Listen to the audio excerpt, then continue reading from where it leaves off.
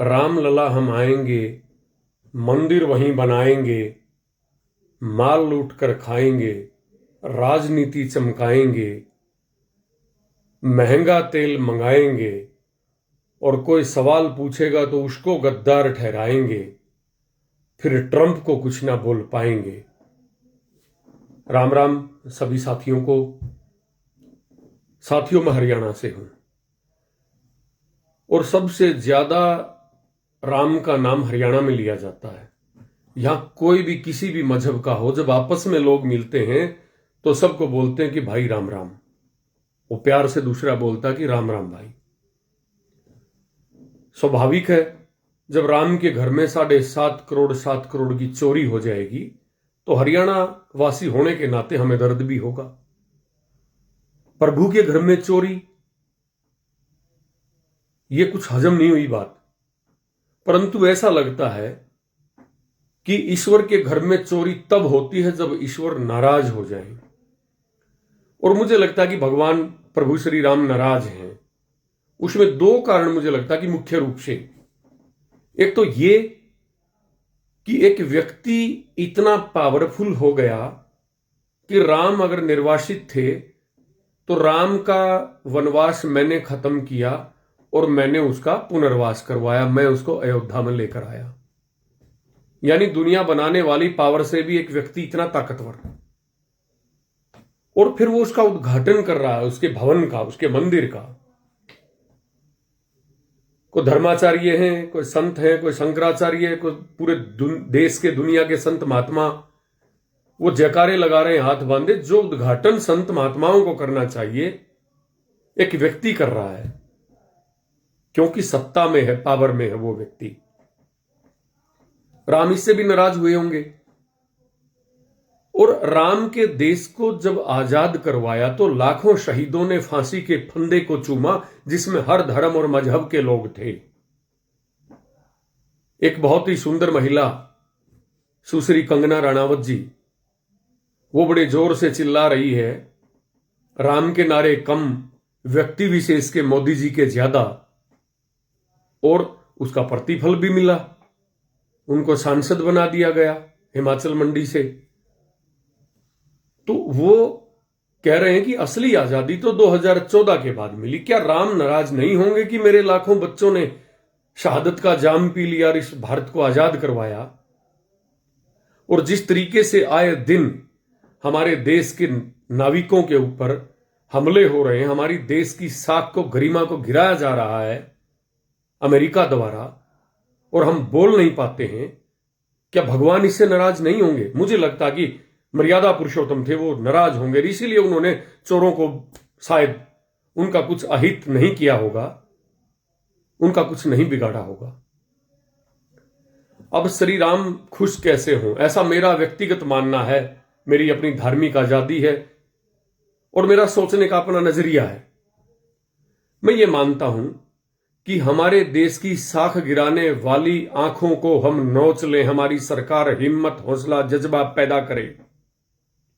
Tit for tat. दो प्रकार की हमारी विदेश भक्ति। बिना बोले अगर कोई मुद्दा नहीं होगा तो हम जाके खड़े हो जाएंगे मुसलमान के ऊपर, फिर उससे आगे पाकिस्तान के ऊपर। जब चाइना का कोई जिक्र आता है या अमेरिका का जिक्र आता है, चाइना आज तटस्थ है लेकिन पीठ पीछे हमारी वार कर रहा है वो, और अमेरिका के सामने तो हम बिल्कुल ही नहीं बोल रहे। तो मुझे लगता है कि प्रभु श्री राम जब खुश होंगे जब हम अमेरिका को उसी की भाषा में जवाब देना शुरू करेंगे।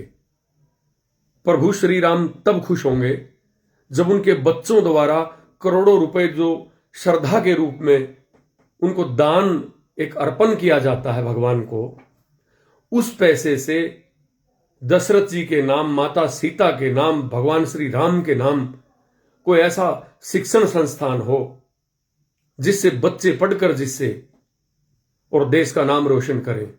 कोई डॉक्टर नहीं बने, कोई इंजीनियर बने, सीता जी के नाम से कोई महिलाओं का, बेटियों का कोई ऐसा शिक्षण संस्थान हो, उस पैसे से कोई हॉस्पिटल हो, कोई गरीब व्यक्ति जो जिंदगी की जंग हारने वाला हो, और जैसे हमारे गुरुद्वारों में इलाज होता है, हरमिंदर साहब संस्थान चलाता है हॉस्पिटल की, शीशगंज गुरुद्वारा में होता है, जब 150 रुपए नामात्र का खर्चा देकर और कोई व्यक्ति जब सांसों को लेकर जाएगा तो भगवान के जयकारे लगाता जाएगा, लेकिन उन भक्तों के पैसे से खुला छोड़ दिया गया चोरों के लिए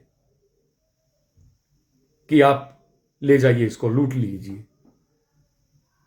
तो मुझे लगता है कि भगवान श्री राम, मेरा ऐसा व्यक्तिगत मानना है कि वो खुश बिल्कुल भी नहीं होंगे इस चीज में। परंतु हो सकता है कि मेरी इस पोस्ट करने से कुछ साथियों को पीड़ा होगी, दिक्कत होगी, क्योंकि धर्म बहुत ऊंची और सुच्ची चीज है, उसको लोग नहीं समझ पाते। काफी सारे वो वही बताएंगे जो धर्म का ठेकेदार है, और जिस धर्म के ठेकेदार को धर्म के बारे में जानकारी नहीं, लेकिन वो ज्ञान पेल रहा है क्योंकि उसकी इनकम हो रही है उससे, उसकी दुकानदारी चली हुई है उससे, वो बताएगा और हम आंख बंद करके उसकी बात को मान लेंगे। मैं पूरे देशवासियों से अपील करूंगा कि किसी सोकॉल्ड धर्म के ठेकेदार को उसकी बात ना माने और किसी व्यक्ति विशेष को भगवान का बिचौला नहीं माने। परमात्मा ने उस पीर पैगंबर को भी उसी ने पैदा किया है, उस सर्वशक्तिमान ने, उस धर्मगुरु को भी उसी सुपर पावर ने, सुप्रीम पावर ने पैदा किया है, आपको और हमको भी उसी पावर ने। केवल अपने आप को देखने की हमें जरूरत है। परंतु आज तो एक माहौल ऐसा बना दिया गया है, किसी राजनीतिक पार्टी के कार्यालय से आपको सर्टिफिकेट जारी होगा, तुम आस्तिक हो के नास्तिक हो, तुम देशभक्त हो के गद्दार हो। ये माफ करना, ये मजबूती की भाषा नहीं है, यह मजबूरी की भाषा है लोगों की। ऐसा नहीं मानना चाहिए। हम प्रभु श्री राम के तभी सच्चे अनुयायी होंगे। आज भी बहुत से फकर से कहते हैं, बहुत धर्मों के लोग कहते हैं, हमने मुसलमानों को भी देखा ये कहते हुए कि हमारे पूर्वजों ने कन्वर्ट कर लिया होगा, वो हमारे आदर्श हैं, हम उनकी इज्जत करते हैं। परंतु उनका नाम लेकर जिस तरीके से राजनीति की जा रही है, आज तो हद हो गई। उनके नाम से लूट भी हो रही है, उनके नाम से दुकानदारी चलाई जा रही है। तो आइए हम सब भारतीय मिलकर राम के आदर्शों के आयाम स्थापित करें और किसी पार्टी को और किसी व्यक्ति को और किसी मजहबी ठेकेदार को यह परमिट ना दें कि तू बताएगा तो तब भगवान खुश होंगे। जितना अधिकार उनका, उनसे ज्यादा आपको और हमारा है।